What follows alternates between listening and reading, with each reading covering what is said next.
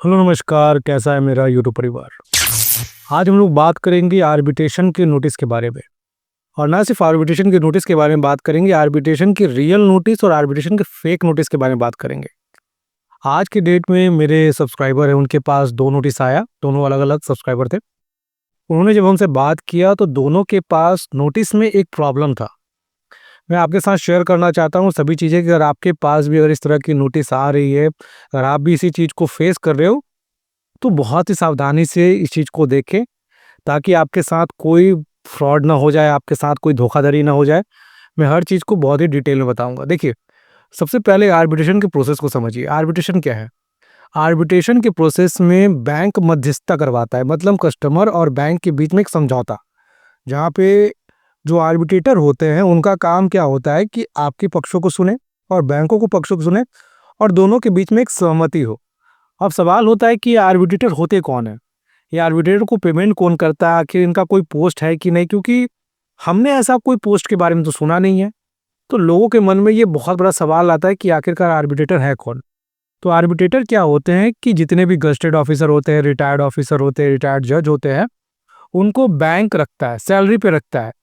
और जब कोई भी व्यक्ति को सैलरी दिया जा रहा है और बैंक के द्वारा सैलरी दिया जा रहा है, तो ये किसी भी को समझाने की ज़रूरत नहीं है कि ये किसके पक्ष में बात करेंगे। इनका पूरा फैसला एक तरफ़ा होगा। ये पूरी प्रक्रिया में कहीं न कहीं जो अपर हैंड रहता है वो बैंक का रहता है। अब इस चक्कर में लोगों को ये तो पता है आर्बिट्रेशन के प्रोसेस होता है, उसको ऑब्जेक्शन किया जाता है। पर समझना ये ज़रूरी है कि जब आपके पास में रियल आर्बिट्रेशन का नोटिस आए, तभी तो आप ऑब्जेक्शन कर पाओगे। आर्बिट्रेशन के नोटिस में क्या-क्या फॉल्ट्स होते हैं, इस वीडियो में हर एक पॉइंट को बहुत ही डिटेल से हम समझाए हैं, जितने मेरे सामने आए हैं। आपके सामने भी अगर ऐसा कोई भी फॉल्ट आएगा तो ज़रूर डिस्कस कीजिएगा। चलिए वीडियो को शुरू करते हैं। सबसे पहले जो आज पहला नोटिस आता है, उस आर्बिट्रेशन प्रोसेस में ये आर्बिट्रेशन का पूरा प्रक्रिया सही था, पर उसमें गलती क्या थी? जब आर्बिट्रेशन का नोटिस सर्व किया जाता है तो सबसे पहले आप ये चीज़ देखें कि आर्बिट्रेशन के लिए आपको कहाँ बुलाया जा रहा है। बहुत बारी ये देखा गया है कि आप दिल्ली में रहोगे तो बैंगलोर में बुलाएगा, बैंगलोर में रहोगे तो दिल्ली में बुलाएगा, गुजरात में रहोगे तो अलग-अलग जगह पे बुलाया जाता है। पर उसमें एक सुविधा दिया जाता है जो यहाँ पर गूगल मीट के द्वारा ऑनलाइन लिंक दिया जाता है, जिसमें आप ज़ूम कॉल पे, वीडियो कॉल पे बात कर सकते हो, उनके आर्बिट्रेशन प्रोसेस को ले सकते हो। आर्बिट्रेशन के नोटिस पे एक ध्यान देने वाली बात क्या होती है कि उसमें डेट, टाइम सब कुछ मेंशन होगा कि आपके लिए किस टाइम को स्लॉट किया गया है। मान लीजिए जो आज मेरे सुबह सब्सक्राइबर थे, उनका जो डेट था, आज शाम को 4 बजे से लेके 5 बजे तक उनके आर्बिट्रेशन के प्रोसेस को किया जाएगा। वहाँ पे लिंक प्रोवाइड था। वो व्यक्ति चाहे तो उस लिंक के ज़रिए उस आर्बिट्रेशन के प्रोसेस को अटेंड कर सकते थे, जो कि डेट, टाइम सब कुछ मेंशन था। पर उनके आर्बिट्रेशन के नोटिस में गलती कहाँ था? कभी भी कोई भी आर्बिट्रेशन प्रोसेस के लिए या कोई भी प्रक्रिया के लिए जो भी लीगल टर्म पे आप पे किए जा रहे हैं, उसके लिए सबसे पहला शर्त ये होता है कि आपका लोन अकाउंट एनपीए हो।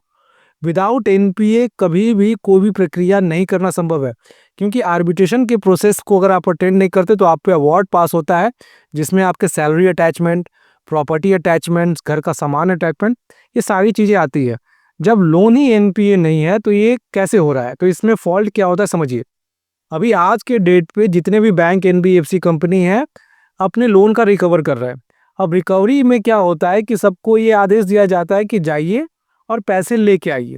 अब पैसे नहीं मिल रहे हैं, अब इनको पता है कि आर्बिट्रेशन का प्रोसेस एनपीए के बाद होगा, पर ये लोग क्या कर रहे हैं गलती, ये पहले और दूसरे ईएमआई के बाद ही आर्बिट्रेशन का नोटिस सर्व कर दे रहे हैं।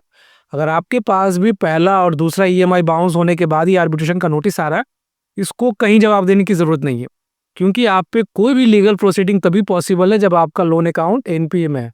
मान लीजिए 2 ईएमआई पे अगर आप पे आर्बिट्रेशन आ रहा है, आप तीसरा ईएमआई पे कर रहे हो, तो किस ग्राउंड पे ये चीज़ हो रहा है? कोई नहीं। अगर आप जाओगे वहाँ पे, जब आर्बिट्रेशन के प्रोसेस में भी जाओगे, तो आप यही पाओगे कि आपको बोला जाएगा कि आप एक ईएमआई दे दीजिए, आप अपने ईएमआई को रेगुलर कीजिए। तो ये बेसिकली जो आर्बिट्रेशन का जो पूरा प्रोसीजर है, ये आज के डेट में मजाक बन चुका है। क्यों मजाक बन चुका है, इसके बारे में भी हम आगे वीडियो में डिस्कस करेंगे। दूसरे नोटिस में क्या आता है कि एक कस्टमर को एक नोटिस सर्व किया जाता है ऑलमोस्ट 11 महीने के बाद। 11 महीने से उनका लोन का रीपेमेंट नहीं हो रहा है, उनमें आ रहा है। उस लोन के जो आर्बिट्रेशन का नोटिस आया है, ऑटो जनरेटेड मेल द्वारा आता है, जहाँ पे रिप्लाई करने के लिए कोई जगह नहीं है, कहाँ पे मीटअप एक रैंडमली एक जगह पे बुलाया जा रहा है। तो ऐसे केसेस में भी अगर आपको टाइम, कोई लिंक ऐसा कुछ प्रोवाइड नहीं है, तो उसको भी आप जवाब मत दीजिए, क्योंकि ये भी क्या होता है कि ये आपको मेंटली परेशान करने के लिए ये भेज रहे हैं। इससे इस टाइम में देखिए सभी बैंक, एनबीएफसी कंपनी का मेन फोकस ये चल रहा है कि किसी भी तरह कस्टमर को डाइवर्ट करके, डरा के, धमका के उनसे पैसे ऐंठे जाए। अब पैसा ऐंठना तो इतना आसान होता नहीं है। अब सभी को रिकवरी प्रोसीजर के बारे में पता है कि रिकवरी प्रोसीजर आज के डेट में क्या है कि एक रिकवरी एजेंट जाएगा, पैसे मांगेगा, जो भी ड्यू है वो लेके आएगा। पर सभी व्यक्ति जान गए हैं कि ऐसे प्रोसीजर में लोग नहीं डरते, रिकवरी एजेंट से भी नहीं डरते। अब ये लोग आर्बिट्रेशन का सहारा ले रहे हैं। तो आपके पास भी अगर इस तरह से आ रहा है, 1 साल 2 साल के बाद आर्बिट्रेशन का नोटिस आ रहा है, तो लोन ऑलरेडी एनपीए हो चुका है। एनपीए के बाद आप पे कोई लीगल हो चुका होगा, सेक्शन 138 लग चुका होगा, लोक अदालत बुलाया जा चुका होगा। इसके बाद बेसिकली आर्बिट्रेशन का, अगर आर्बिट्रेशन हो भी चुका होता है, तो आर्बिट्रेशन कब आता है लोगों को ये भी समझना बहुत ज़रूरी है, क्योंकि आज के डेट में ये भी नहीं पता है लोगों को कि आर्बिट्रेशन का नोटिस आता कब है।